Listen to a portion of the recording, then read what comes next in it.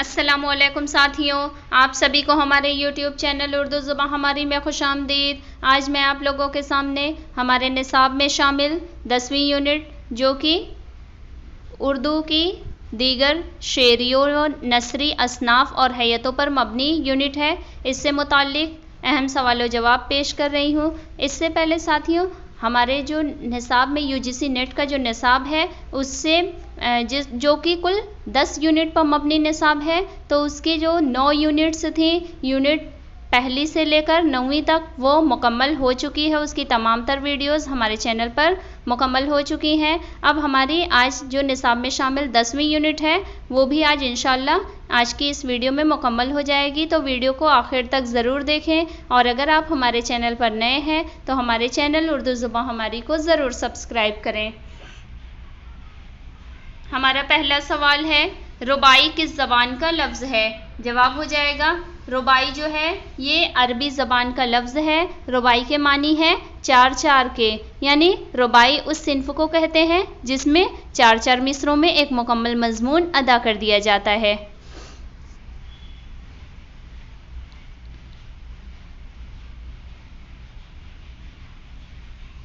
اگلا سوال، ربائی کے دیگر مختلف نام کون کون سے ہیں؟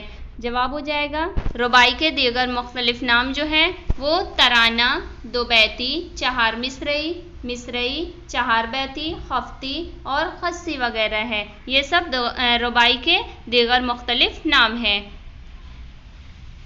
اگلا سوال، ربائی میں بیان کیا جانے والا مضمون کیسا ہونا چاہیے؟ جواب ہو جائے گا، ربائی میں بیان کیا جانے والا مضمون اچھوتا، بلند خیال اور انداز بیان جو ہونا چاہیے وہ دلکش ہونا چاہیے، اور ربائی کا جو سب سے پرزور مصرع ہوتا ہے وہ چوتھا مصرع ہوتا ہے، اور ربائی عام طور پر ربائی میں اخلاقی و تصوفی اور پند و معتت اور حکمت کے مضامین پر رباعیاں ہوتی ہیں۔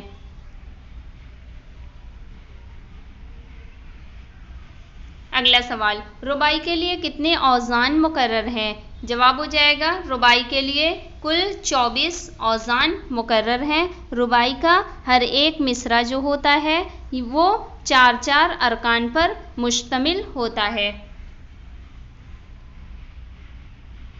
اگلا سوال، ربائی کے لیے کون سی بحر مختص ہے؟ جواب ہو جائے گا، ربائی کے لیے بحر حجز جو ہے وہ مختص ہے، یعنی ربائی کے لیے صرف ایک ہی بحر جو ہے جو مخصوص قرار دی گئی ہے وہ بحر حجز ہے، اور جو ربائی کی اوزان جو ہے وہ 24 اوزان مقرر کیے گئے ہیں، اور جو ربائی کے چاروں ارکان ہوتے ہیں، یعنی ربائی کا ہر ایک مصرع جو ہوتا ہے وہ 4 ارکان پر مشتمل ہوتا ہے، اور وہ چاروں ارکان میں جو استعمال ہونے والی ماترائیں ہوتی ہیں ان کی تعداد جو ہوتی ہے وہ 20 ہوتی ہے۔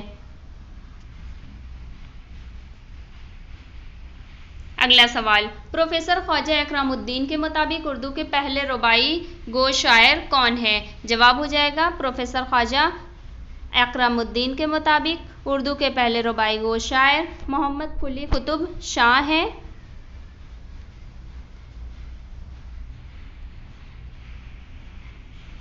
اگلا سوال، سید سلیمان ندوی نے ربائی کو فارسی النسل قرار دیا ہے یا عربی النسل؟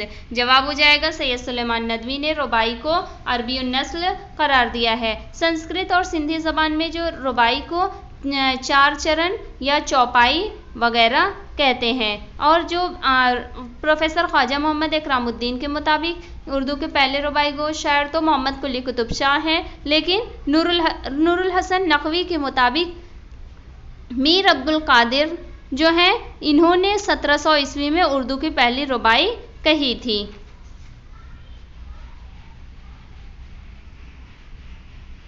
اگلا سوال، محی الدین قادری زوڑ نے اردو شہ پارے میں ملا وجہی کی کتنی رباعیاں نقل کی ہیں؟ جواب ہو جائے گا، محی الدین قادری زوڑ نے اردو شہ پارے میں ملا وجہی کی 2 رباعیاں نقل کی ہیں۔ اگلا سوال، انیس کے مجموعہ کلام میں کتنی رباعیاں ہیں؟ جواب ہو جائے گا، انیس کے مجموعہ کلام میں تقریباً 550 رباعیاں ہیں، اور انیس کی رباعیات کے ایک مجموعے کا نام جو ہے وہ انیس اخلاق ہے، اور دوسرے مجموعے کا نام رباعیات انیس ہے۔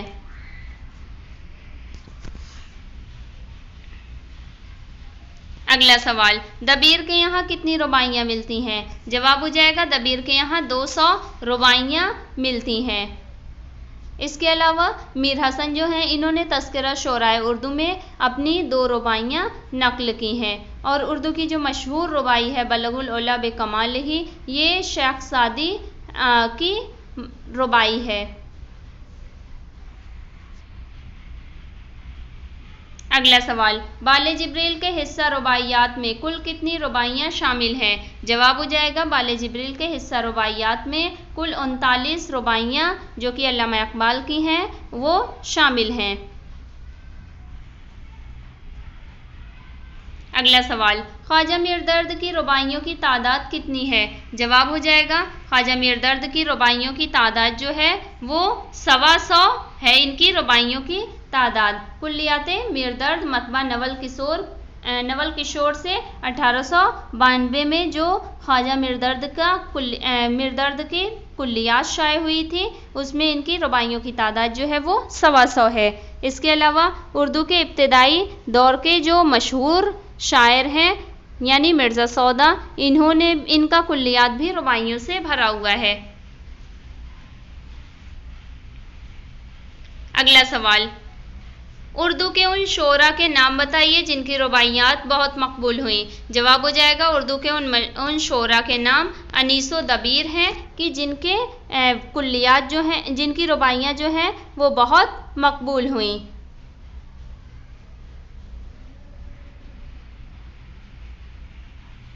اگلا سوال، کس کی اخلاقی رباعیاں بہت مقبول ہوئیں؟ جواب ہو جائے گا مولانا الطاف حسین حالی کی اخلاقی رباعیات جو ہیں یہ بہت مشہور ہوئیں۔ اگلا سوال، ایسی نظم جو مضمون واحد پر مشتمل ہو اور اس کا پہلا شعر غزل اور قصیدے کی طرح مطلع نہ ہو بلکہ صرف ہر شعر کے دوسرے مصرے ہم قافیہ ہوں، کیا کہلاتی ہے؟ جواب ہو جائے گا ایسی نظم جو ہوتی ہے وہ قطع کہلاتی ہے۔ قطع میں کم سے کم 2 شعر ہوتے ہیں۔ قطع کی حیت جو ہوتی ہے وہ بہت حد تک غزل اور قصیدہ سے مماثلت رکھتی ہے۔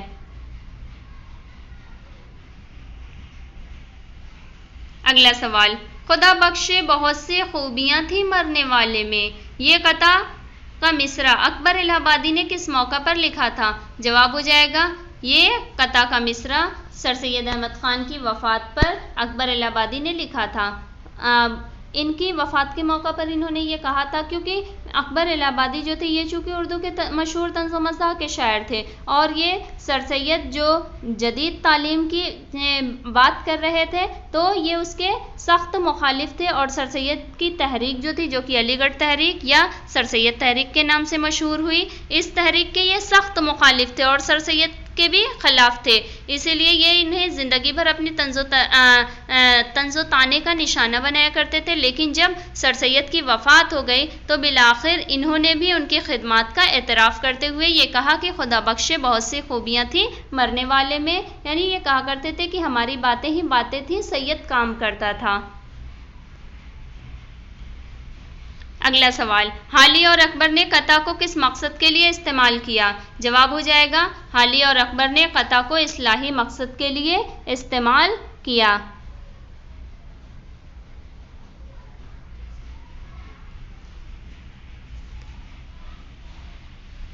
اگلا سوال، ایسی نظم جس میں حیت کی کسی خاص پابندی کے بغیر کسی ملک یا شہر کی بدحالی کا بیان ہجویہ انداز میں ہو، کیا کہلاتی ہے؟ جواب ہو جائے گا ایسی نظم جو ہے وہ شہر آشوب کہلاتی ہے۔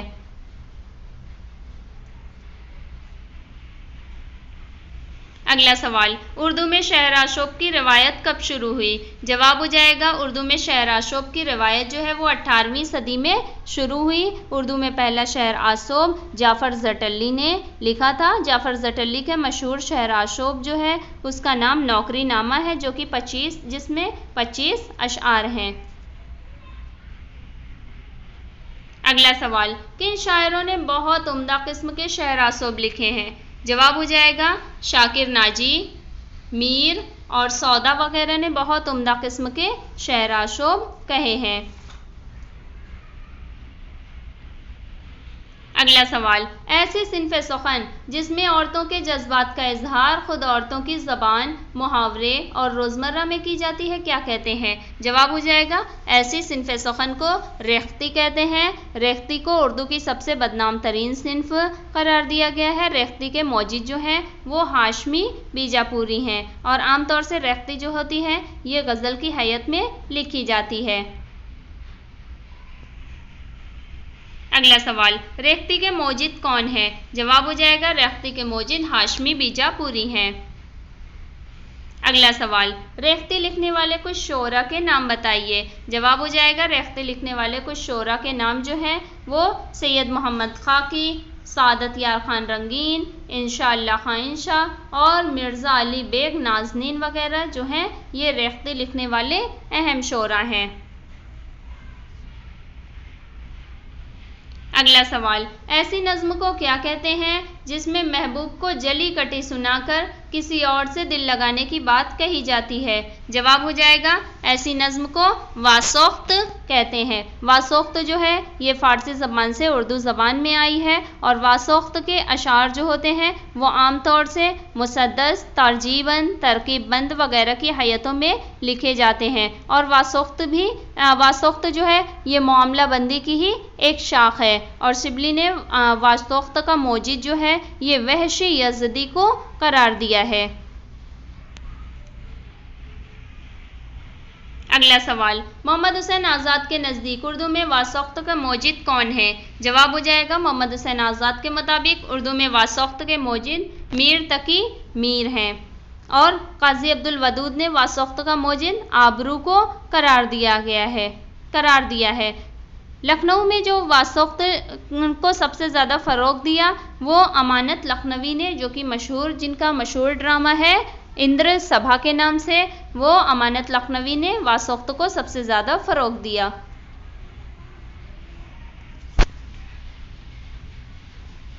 اگلا سوال، واسوخت کے اہم شعراء کے نام بتائیے۔ جواب ہو جائے گا واسوخت کے اہم شعراء جو ہیں ان میں میر، آبرو، جرات، شوق اور امانت لکھنوی وغیرہ جو ہیں یہ واسوخت کے اہم شعراء ہیں۔ اگلا سوال، کسی دوسرے شاعر کے مصرے یا شعر پر مصرع لگانا کیا کہلاتا ہے؟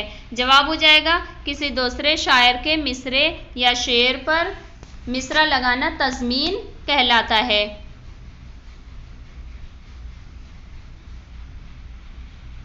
اگلا سوال، اصطلاح میں اس نظم کو کیا کہتے ہیں جس کے ہر مصرع کے بعد ایک موضوع فقرہ بڑھا دیا جائے؟ جواب ہو جائے گا اصطلاح میں اس نظم کو مستضاد کہتے ہیں جس کے ہر مصرع کے بعد ایک موضوع فقرہ بڑھا دیا جاتا ہے۔ مستضاد جو ہوتے ہیں یہ اس کے معنی زیادہ کرنا یا اضافہ کرنا کے معنی ہوتے ہیں۔ اگلا سوال، مستضاد کی کتنی قسمیں ہوتی ہیں؟ جواب ہو جائے گا مستضاد کی 2 قسمیں ہوتی ہیں۔ پہلی ہوتی ہے مستضاد عارض، دوسری ہوتی ہے مستضاد لازم۔ مستضاد عارض جو ہوتی ہے یعنی جو فقرہ زیادہ کیا جائے اس کا مضمون شعر کا جزء نہیں ہوتا ہے وہ مستضاد عارض ہوتا ہے، جبکہ مستضاد لازم وہ ہوتا ہے کہ شعر میں جو فقرہ زیادہ کیا جائے اس کا مضمون شعر کے مضمون سے پیوست ہو تو اسے مستضاد لازم کہتے ہیں۔ اگلا سوال، 3 مصروں کے بند پر مشتمل نظم کو کیا کہتے ہیں؟ جواب ہو جائے گا 3 مصروں کے بند پر مشتمل نظم کو مثلث کہتے ہیں۔ اور جبکہ ایسی نظم جو ہوتی ہے جس کے ہر بند میں 4 مصرے ہوتے ہیں تو وہ ایسی نظم مربع کہلاتی ہے، جبکہ جس نظم کے ہر بند میں 5 مصرے ہوتے ہیں وہ نظم جو ہوتی ہے مخمس کہلاتی ہے، جبکہ جس نظم کے ہر بند میں 6 مصرے ہوں وہ نظم مسدس کہلاتی ہے۔ اگلا سوال، ایسی نظم کو کیا کہتے ہیں جس کے ہر بند میں 8 مصرے ہوں؟ جواب ہو جائے گا ایسی نظم کو مسمن کہتے ہیں جس کے ہر بند میں 8 مصرے ہوتے ہیں، اور جس نظم میں متعدد بند اور ہر بند میں متعدد مصرے ہوتے ہیں اس نظم کو مسمت کہتے ہیں۔ اگلا سوال، مصمت کس سے مشتق ہے؟ جواب ہو جائے گا مصمت جو ہے یہ لفظ تسمیت سے مشتق ہے اور اس کے معنی تسمیت کے جو لغوی معنی ہے وہ موتی پیرونے کے ہیں۔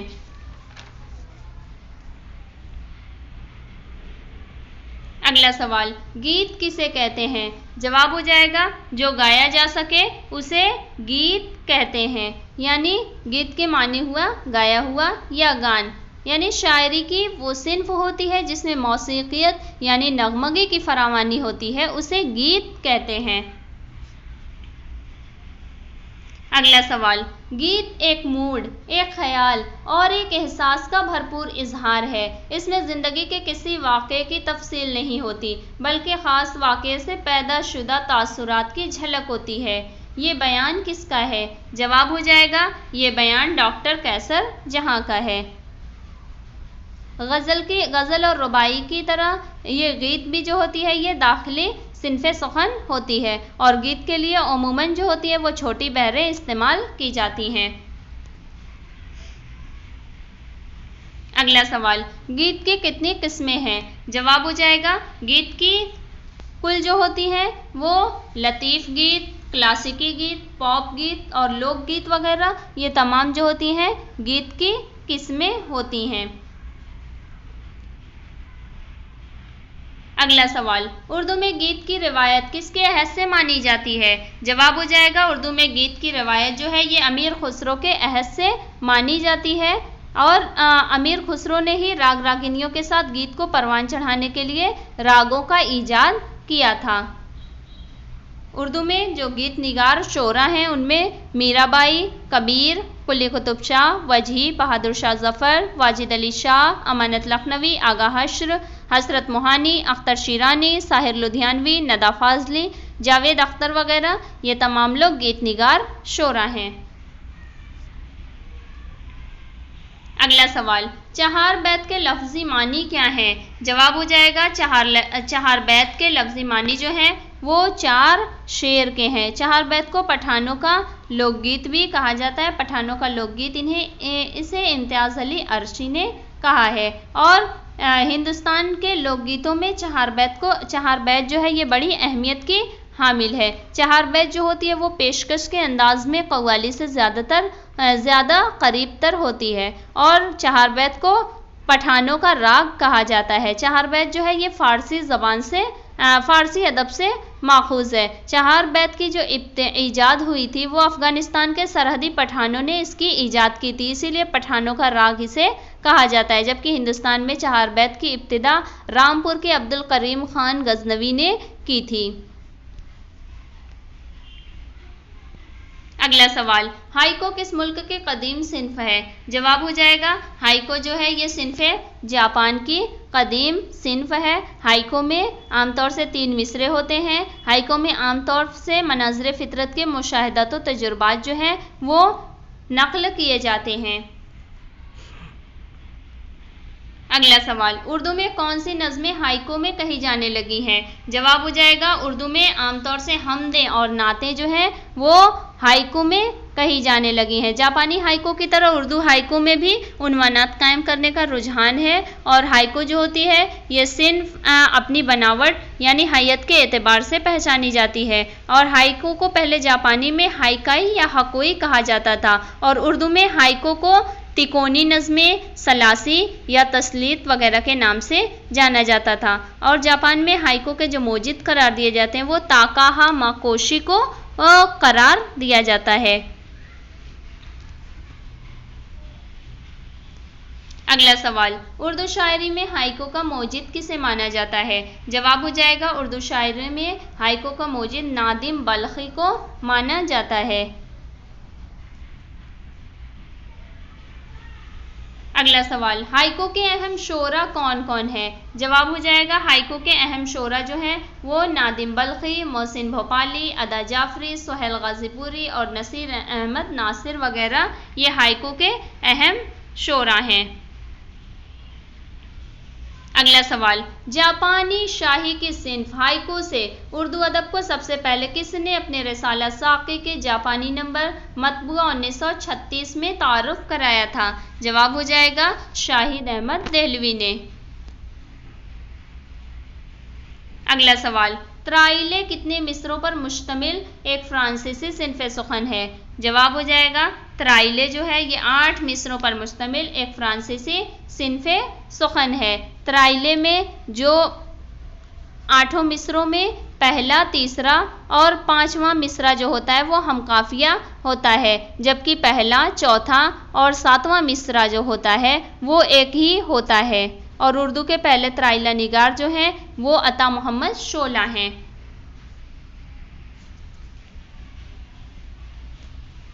اگلا سوال، تری اولے یعنی ترائیلے فرانسیسی شاعری کا ایک سانحہ ہے جس میں 5 مصروں کے الٹ پھیر سے 8 مصرے بنائے جاتے ہیں، گویا ایک طرح کا قطع ہے۔ یہ بیان کس کا ہے؟ جواب ہو جائے گا یہ بیان عطا محمد شعلہ کا ہے۔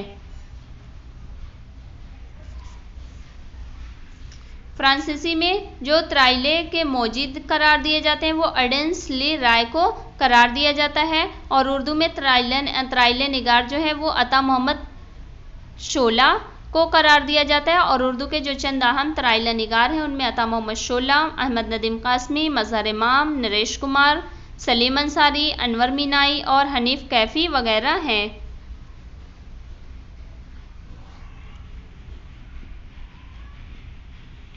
اگلا سوال، کسی کتاب یا رسالے وغیرہ کو پڑھ کر اس کی خوبی یا خامی کے بارے میں رائے دینا کیا کہلاتا ہے؟ جواب ہو جائے گا کسی کتاب کے بارے میں پڑھ کر اس کی خوبی یا خامی کے بارے میں رائے دینا تبصرہ کہلاتا ہے۔ تبصرہ کے لغوی معنی جو ہوتے ہیں وہ تشریح، توضیح یا تفصیل کے ہوتے ہیں۔ اگلا سوال، کسی واقعے کی خبر یا رپورٹ اس طرح تیار کی جائے کہ اس میں افسانے کا انداز پیدا ہو جائے یا اس میں مصنف کی شخصیت کی جھلک اٹھے تو اسے کیا کہتے ہیں؟ جواب ہو جائے گا اسے رپورتاژ کہتے ہیں۔ اگلا سوال، رپورتاژ کو انگریزی میں کیا کہتے ہیں؟ جواب ہو جائے گا رپورتاژ کو انگریزی میں رپورٹیج کہتے ہیں۔ اگلا سوال، رپورتاژ کو صحافت اور افسانے کی درمیانی کڑی کس نے کہا ہے؟ جواب ہو جائے گا رپورتاژ کو صحافت اور افسانے کی درمیانی کڑی علی سردار جعفری نے کہا ہے۔ اگلا سوال، ہم رپورتاژ کو واقعات کی ادبی اور محاکاتی رپورٹ کہہ سکتے ہیں۔ رپورتاژ سے متعلق یہ کس نے کہا ہے؟ جواب ہو جائے گا رپورتاژ سے متعلق یہ احتشام حسین نے کہا ہے۔ اگلا سوال، رپورتاژ کے موجد کون قرار دیے جاتے ہیں؟ جواب ہو جائے گا رپورتاژ کے موجد حمید اختر قرار دیے جاتے ہیں۔ رپورتاژ نے ترقی پسند تحریک کے عروج کے ساتھ رپورتاژ نے بھی ترقی کی تھی، اور سب سے پہلے حمید اختر نے انجمن ترقی پسند مصنفین کی روداد ادبی زبان اور محاکاتی انداز میں پیش کر کے اردو داں حلقے کو رپورتاژ سے روشناس کرایا تھا۔ اگلا سوال، یادیں 1940 عیسوی کس کے رپورتاژ کا نام ہے؟ جواب ہو جائے گا رپورتاژ یادیں جو ہے یہ سجاد ظہیر کا رپورتاژ ہے۔ اس کے علاوہ اردو کے مشہور افسانہ نگار جو کرشن چند ہیں انہوں نے بھی ایک رپورتاژ پودے کے نام سے لکھا تھا 1945 میں، جو کہ بہت مشہور ہوا۔ اردو کے جو چند اہم رپورتاژ نگار ہیں ان میں قرۃ العین حیدر، عصمت چغتائی، ممتاز مفتی، شاہد احمد دہلوی، فکر تونسوی اور ابراہیم جلیس وغیرہ کے نام اہم ہیں۔ اگلا سوال، پیروڈی کس زبان سے مشتق ہے اور اس کے کیا معنی ہیں؟ جواب ہو جائے گا پیروڈی جو ہے یہ پیروڈیا سے مشتق ہے جس کے معنی ہیں جوابی نغمہ کے۔ اگلا سوال، پیروڈی کو ہماری زبان میں تحریف کہتے ہیں اور تحریف کے معنی الٹنے کے ہیں، یہ قول کس کا ہے؟ جواب ہو جائے گا یہ قول نور الحسن نقوی کا ہے۔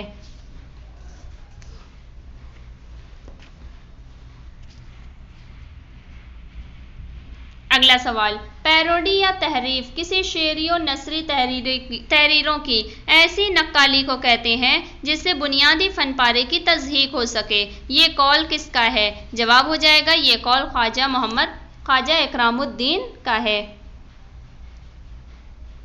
پیروڈی جو ہوتی ہے یہ مضحکہ خیز لفظی تصرف یا لفظی نقالی بھی اسے کہتے ہیں۔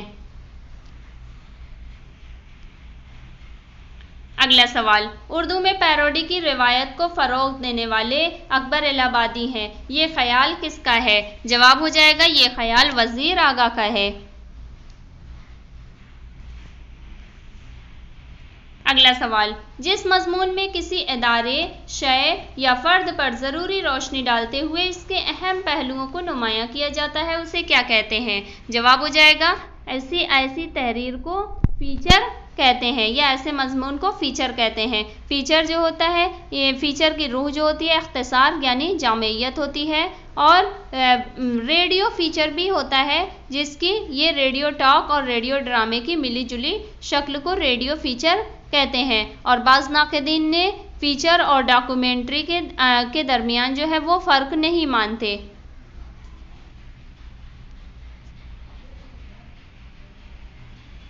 اگلا سوال، ڈاکومنٹری مکمل طور پر حقائق پر منحصر ہوتی ہے جبکہ فیچر کے موضوع کی بہتر وضاحت و پیشکش کے لیے حقائق کے ساتھ لوک گیت، شاعری اور افسانے کو بھی شامل کیا جا سکتا ہے، یہ بیان کس کا ہے؟ جواب ہو جائے گا یہ بیان ہربرٹ میکلش کا ہے۔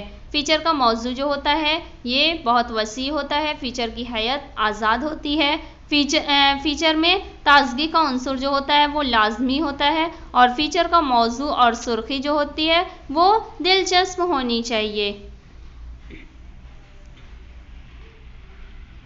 اگلا سوال، کس کے اعداد اور شمار میں غلطی نہیں ہونی چاہیے اور جملوں میں ابہام یا الجھاؤ نہیں ہونا چاہیے؟ جواب ہو جائے گا فیچر کے اعداد و شمار میں غلطی نہیں ہونی چاہیے اور جملوں میں ابہام یا الجھاؤ نہیں ہونا چاہیے۔ فیچر کا اختتام بھی دلچسپ ہونا چاہیے اور فیچر کی زبان جو ہونی چاہیے وہ سادہ، رواں اور آسان ہونی چاہیے۔ اگلا سوال، فیچر کی زبان کیسی ہونی چاہیے؟ جواب ہو جائے گا فیچر کی زبان جو ہونی چاہیے وہ سادہ، رواں اور آسان ہونی چاہیے۔ اگلا سوال، اداریہ کے کیا معنی ہیں؟ جواب ہو جائے گا اداریہ کے معنی اخبار کے ایڈیٹر کا اپنا خاص مضمون، مقالہ، اختتامیہ، ایڈیٹوریل آرٹیکل وغیرہ ہونا چاہیے۔ اخبار کی وہ اہم تحریر جس میں مدیر یا ناشر یا ملک کے کسی اہم مسئلے پر مدیر یا ناشر جو ہوتا ہے وہ ملک کے کسی اہم مسئلے پر رائے دیتا ہے تو اس تحریر کو اداریہ کہتے ہیں، اور اداریے کو کسی نے اخبار کی جان، کسی نے اخبار کا ضمیر، واقعات پر روشنی ڈالنے والی مشعل اور ایسا ہتھیار کہا جاتا ہے جس سے سلطنتوں کی قسمتوں کے فیصلے ہوتے ہیں اور تہذیب و تمدن کے کئی شعبوں میں انقلاب لایا جاتا ہے۔ اگلا سوال، اخبار کے کردار کا تعین کون کرتا ہے؟ جواب ہو جائے گا اخبار کے کردار کا تعین جو ہوتا ہے وہ اداریہ کرتا ہے، یعنی اداریہ میں اہم خبروں کا تجزیہ، کسی مسئلے پر روشنی، کئی معاملات کی توثیق اور کئی واقعات کی تفسیر و توضیح بھی ہو سکتی ہے۔ اس کے علاوہ اداریے کو اخبار کا حربہ بھی کہا جاتا ہے۔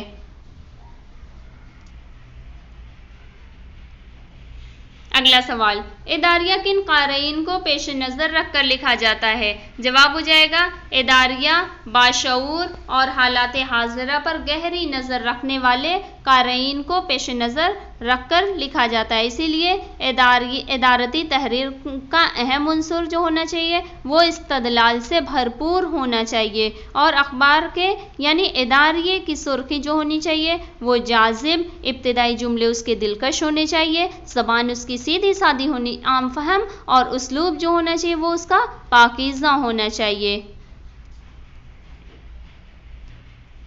अगला सवाल, इदारिये के लिए किस तरह के मौजू का इंतखाब करना चाहिए? जवाब हो जाएगा इदारिये के लिए ऐसे मौजू का इंतखाब करना चाहिए जिसमें ज़्यादा लोगों की दिलचस्पी हो। अगला सवाल, इदारिये अमूमन कितनी तरह के होते हैं? जवाब हो जाएगा इदारिये जो होते हैं वो अमूमन आमतौर से 3 तरह के होते हैं। पहला होता है इत्तलाती, दूसरा होता है तासुर कायम करने वाला और तीसरा होता है मुसर्रत बख्श। यानी 3 किस्म के इदारिये होते हैं और इदारिये उसलूब के लिहाज से बयानिया, तशरीही और मंतकी हो सकते हैं। अगला सवाल, इदारिये में किस तरह के मौज़ूआत हो सकते हैं? जवाब हो जाएगा इदारिये में सियासी, समाजी, इक़्तिसादी या साइंसी मौज़ूआत जो होते हैं ऐसे मौज़ूआत हो सकते हैं। अगला सवाल, इनफरादी सहाफ़त का नमूना किसे कहते हैं? जवाब हो जाएगा इनफरादी सहाफ़त का नमूना कालम को कहते हैं।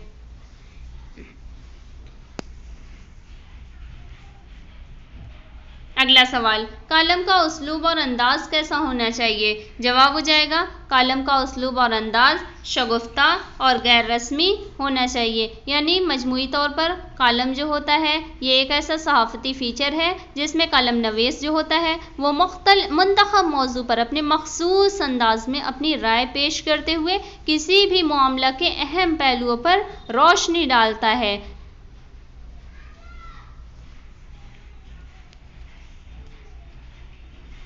अगला सवाल, कालम अमूमन कितने किस्म के होते हैं? जवाब हो जाएगा कालम जो होते हैं वो अमूमन 5 किस्म के होते हैं। पहला होता है रंग बिरंगा कालम, दूसरा होता है ज़ाती कालम, तीसरा होता है मज़ाहिया कालम, चौथा होता है सिंडिकेट कालम और पांचवा होता है ख़ुसूसी कालम।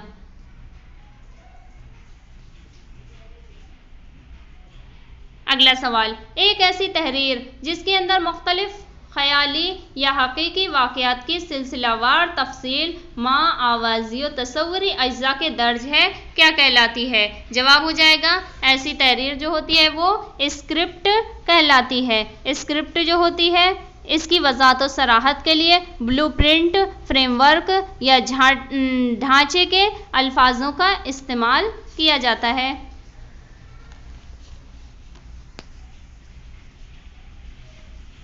अगला सवाल, स्क्रिप्ट निगारी के लिए कितनी चीज़ों की अहलियत की ज़रूरत होती है?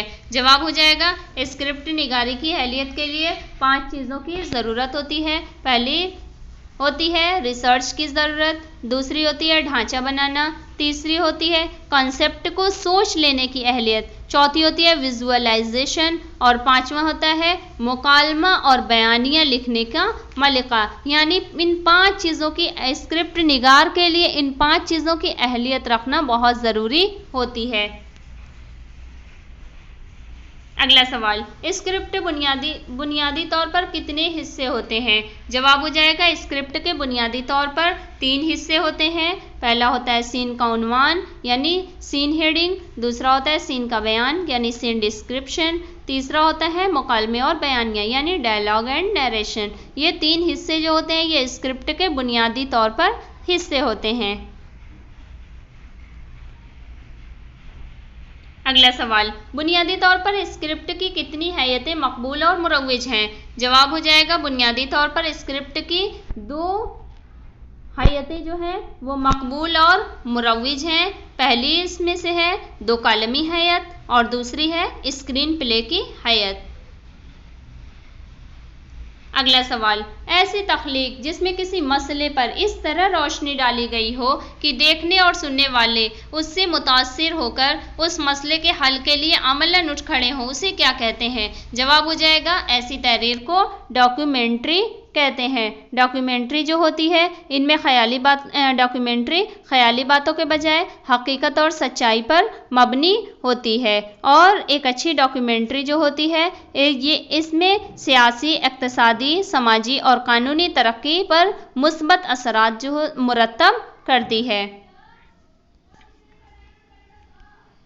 اگلا سوال، ڈاکیومنٹری کس حیت میں ہو سکتی ہے؟ جواب ہو جائے گا ڈاکیومنٹری جو ہوتی ہے یہ عام طور پر ڈرامے کی حیت میں ہو سکتی ہے۔ ڈاکیومنٹری کا لازمی جز جو ہوتا ہے یہ بیانیہ ہوتا ہے۔ ڈاکیومنٹری جو ہوتی ہے وہ عموماً 60 منٹ کی ہوتی ہے، اور ڈاکیومنٹری سوانحی ڈاکیومنٹری بھی ہوتی ہے۔ اس کو پیش کرتے وقت تاریخی ترتیب اور اسٹوری صیغہ ماضی میں بیان ہو، اس بات کا خاص لحاظ رکھنا چاہیے۔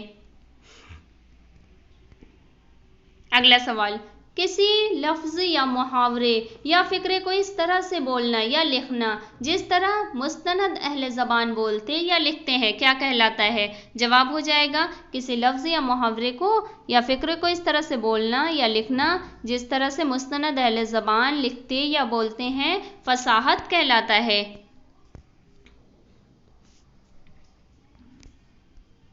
اگلا سوال، بلاغت کے لغوی معنی کیا ہے؟ جواب ہو جائے گا بلاغت کے لغوی معنی جو ہوتے ہیں وہ تیز زبانی کے ہوتے ہیں۔ فصاحت جو ہوتا ہے یعنی فصاحت تو یہ ہو گیا کہ جس میں محاورے یا فقرے کو اس طرح سے بولا جائے جس طرح سے مستند اہل زبان لکھتے یا بولتے ہیں۔ فصاحت کی بنیاد جو ہوتی ہے وہ روزمرہ اہل زبان پر ہوتی ہے، جبکہ جو بلاغت ہوتا ہے اس کے لغوی معنی تیز زبانی کے ہوتے ہیں، یعنی کلام میں جن علوم کے ذریعے بلاغت کی کیفیت پیدا کی جاتی ہے ان علوم کو علوم بلاغت کہتے ہیں۔ اگلا سوال، علم بلاغت کی کتنی قسمیں ہوتی ہیں؟ جواب ہو جائے گا علم بلاغت کی عام طور پر 4 قسمیں ہوتی ہیں۔ پہلی ہوتی ہے علم بیان، دوسری علم بدیع، تیسری علم عروض اور چوتھی علم قافیہ ہوتی ہے۔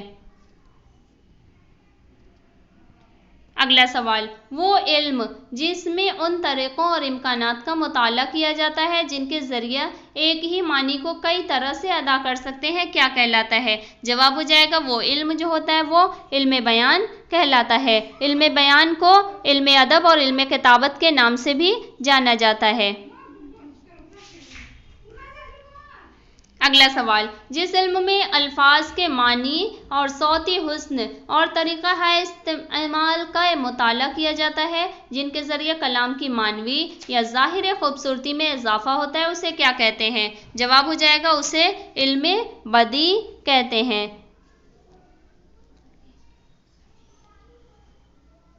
اور اس کے علاوہ جو زبان اور شعر کا مطالعہ ایک مخصوص طریقے سے کیا جاتا ہے اسے علم عروض کہتے ہیں۔ اگلا سوال، علم بیان کے اجزاء ترکیبی کون کون سے ہیں؟ جواب ہو جائے گا علم بیان کے اجزاء ترکیبی جو ہیں وہ 4 ہیں۔ پہلا ہے تشبیہ، دوسرا استعارہ، تیسرا مجاز مرسل اور چوتھا ہوتا ہے کنایہ۔ یہ 4 جو ہیں علم بیان کے اجزاء ترکیبی ہیں۔ اگلا سوال، جب کسی لفظ سے اس کے وہی معنی مراد لیے جائیں جس کے لیے اسے وضع کیا گیا ہو تو اسے کیا کہتے ہیں؟ جواب ہو جائے گا جب کسی لفظ سے اس کے وہی معنی مراد لیے جائیں جس کے لیے اسے وضع کیا گیا ہو تو اسے حقیقت کہتے ہیں۔ اس کے برخلاف جب کسی لفظ سے حقیقی معنی کے بجائے ایسے معنی مراد لیے جائیں جو لفظ کو لازم تو ہوں لیکن التزام یہ رکھا جائے کہ اس کی جگہ وہ لازم نہیں مراد ہوں تو اسے مجاز کہتے ہیں۔ اگلا سوال، تشبیہ کے کیا معنی ہے؟ جواب ہو جائے گا تشبیہ کے معنی ہے مشابہت رکھنا، یعنی دو چیزوں کے باہمی مشابہت رکھنے کو تشبیہ کہتے ہیں۔ اب اس کے بھی 5 ارکان ہوتے ہیں، جس میں سب سے پہلے ہوتا ہے مشبہ بہ، یعنی جس چیز کو تشبیہ دی جائے اسے مشبہ، اور جس چیز سے تشبیہ دی جائے اسے مشبہ بہ کہتے ہیں، اور مشبہ اور مشبہ بہ دونوں مل کر طرفین تشبیہ کہلاتے ہیں۔ اور اس مشترکہ وصف کو جس بنیاد پر تشبیہ دی جاتی ہے اسے وجہ شبہ یا وجہ تشبیہ کہتے ہیں۔ اس کے علاوہ جس الفاظ کا استعمال ایک چیز کو دوسری چیز کے ساتھ تشبیہ دینے میں کیا جاتا ہے اسے ادوات تشبیہ کہتے ہیں۔ اس طرح سے یہ سب جو ہوتے ہیں یہ ارکان تشبیہ ہوتے ہیں، یہ تمام جو ہوتے ہیں وہ تشبیہ کے رکن ہوتے ہیں۔ تشبیہ کا ایک بہت مشہور شعر ہے، میر تقی میر کا ہے کہ ہستی اپنی حباب کی سی ہے، یہ نمائش سراب کی سی ہے۔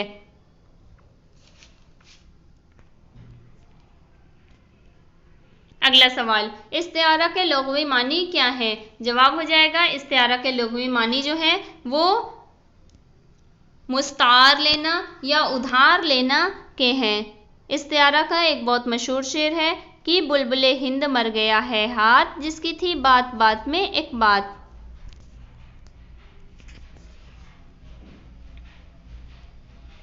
اگلا سوال، جب کسی لفظ کو اس کے حقیقی معنی کے بجائے کسی اور قرینے کی بنیاد پر اس کے مجازی معنی میں استعمال کیا جائے اور حقیقی اور مجازی معنی میں تشبیہ کے علاوہ کوئی اور تعلق ہو تو اسے کیا کہتے ہیں؟ جواب ہو جائے گا اسے مجاز مرسل کہتے ہیں۔ مجاز مرسل کا ایک بہت مشہور شعر ہے کہ جب ہاتھ اس کی نبض پہ رکھا طبیب نے، محسوس یہ کیا کہ بدن میں لگی ہے آگ۔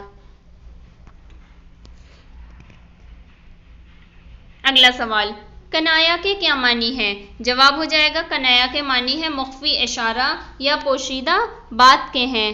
بدیع کے تحت جو کلام میں لائے گئے تمام خواص جو ہوتے ہیں اس کو عام زبان میں صنائع اور بدائع کہتے ہیں۔ اگلا سوال، کلام میں دلکشی پیدا کرنے کے مختلف طریقوں کو کیا کہتے ہیں؟ جواب ہو جائے گا کلام میں دلکشی پیدا کرنے کے مختلف طریقوں کو صنائع کہتے ہیں۔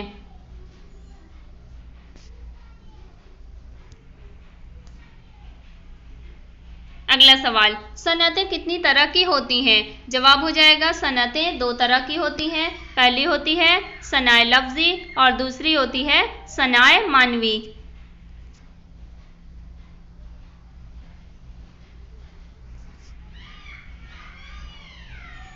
اگلا سوال، ایہام کے لفظی معنی کیا ہیں؟ جواب ہو جائے گا ایہام کے لفظی معنی جو ہیں وہ وہم میں ڈالنا کے ہیں۔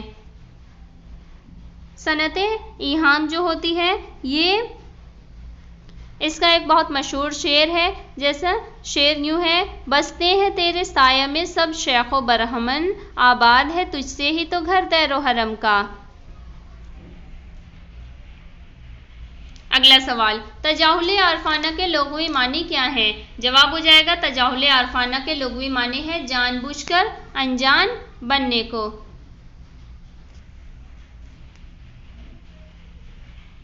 اگلا سوال، کلام میں ایسے الفاظ کا استعمال جن کے معنی و مفاہیم ایک دوسرے سے مخالف اور ضد ہوں تو وہاں کون سی صنعت ہوتی ہے؟ جواب ہو جائے گا وہاں صنعت تضاد ہوتی ہے۔ صنعت تضاد کا ایک بہت مشہور شعر ہے، رات دن گردش میں ہے 7 آسماں، ہو رہے گا کچھ نہ کچھ گھبرائیں کیا۔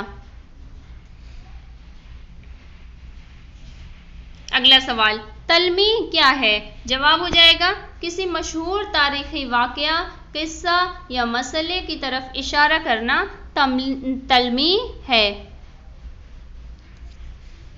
جیسے کہ تلمیح کا ایک بہت مشہور شعر عام طور پر دے دیا جاتا ہے امتحان میں اور پوچھا جاتا ہے کہ اس شعر میں کون سی صنعت ہے۔ شعر غالب کا ہے، ابن مریم ہوا کرے کوئی، میرے دکھ کی دوا کرے کوئی، تو اس شعر میں صنعت تلمیح ہے۔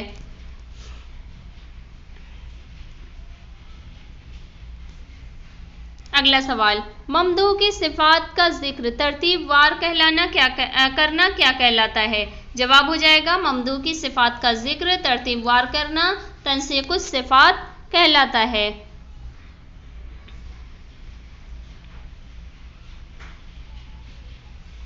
अगला सवाल, कलाम में किसी चीज़ के लिए कोई ऐसी वजह बयान की जाए जो चाहे वाकई न हो मगर उसमें कोई शायराना जिद्दत व नज़ाकत हो और बात वाक़या और फितरत से मुनासबत भी रखती हो तो उसे क्या कहते हैं? जवाब हो जाएगा उसे हुस्न तालील कहते हैं। तालील के माने ही होते हैं कि वजह मुतय्यन करना या वजह बयान करना। जैसा कि एक बहुत मशहूर शेर है हुस्न तालील का, यूँ तो आप सभी को पता ही होगा ये शेर यूँ है कि प्यासी जो थी सिपाह खुदा 3 रात की साहिल से सर पटकती थी मौजे फुरात की। यह हुस्न तालील का बहुत मशहूर शेर है, अक्सर इम्तहानात में पूछा जाता है।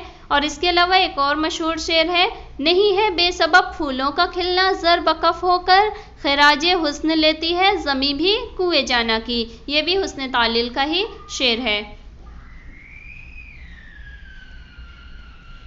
अगला सवाल, कलाम में किसी शख्स या चीज़ की तारीफ या मज़म्मत इस हद तक करना कि सुनने वाले को यह गुमान हो कि इस वस्फ में या ज़म में का कोई और मर्तबा बाकी नहीं रहा, क्या कहलाता है? जवाब हो जाएगा ऐसा वस्फ जो है वो मुबालगा कहलाता है।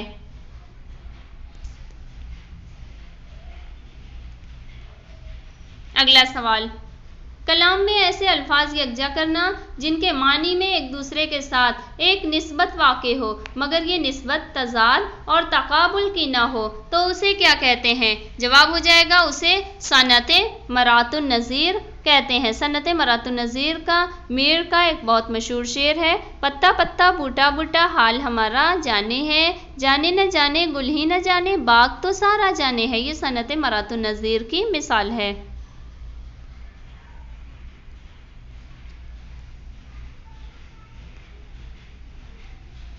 अगला सवाल, ऐसे 2 लफ्ज़ जो सूरत और तलफ़्फ़ुज़ के एतबार से मुशाबह हों मगर उनके मानी मुख्तलिफ हों तो उसे क्या कहते हैं? जवाब हो जाएगा ऐसे लफ्ज़ों को तजनीस कहते हैं।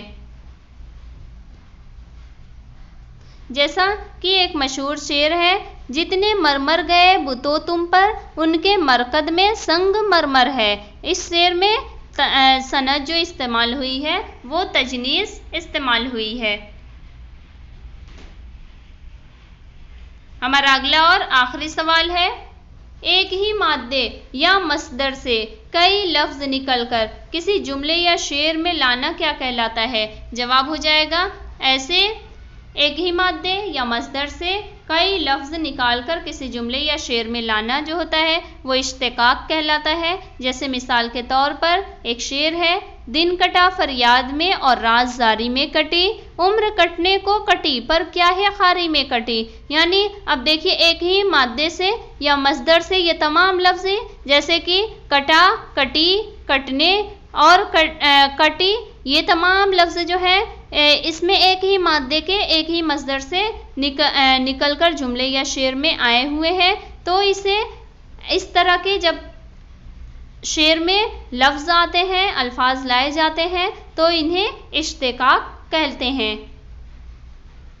इसी के साथ आज हमारे निसाब में शामिल जो 10वीं और आखिरी यूनिट थी निसाब की वो मुकम्मल हो गई। तो उम्मीद करते हैं कि आपके लिए हमारी ये वीडियो बहुत ही मुफीद और कारआमद साबित होगी। तो हमारी वीडियोस को और लाइक और शेयर करें और ज़्यादा से ज़्यादा शेयर करें। और अगर आप हमारे चैनल पर नए हैं और अभी तक आपने हमारे चैनल उर्दू ज़ुबान हमारी को सब्सक्राइब नहीं किया है तो हमारे चैनल को सब्सक्राइब करके बेल आइकन को ज़रूर ऑन कर लें ताकि इस तरह की मज़ीद मुफीद और कारआमद वीडियोज़ और इम्तहान से जुड़ी तमाम तर मालूमात और इम्तहान की मुकम्मल तैयारी आपकी हमारे चैनल के ज़रिए हो सके। बहुत शुक्रिया।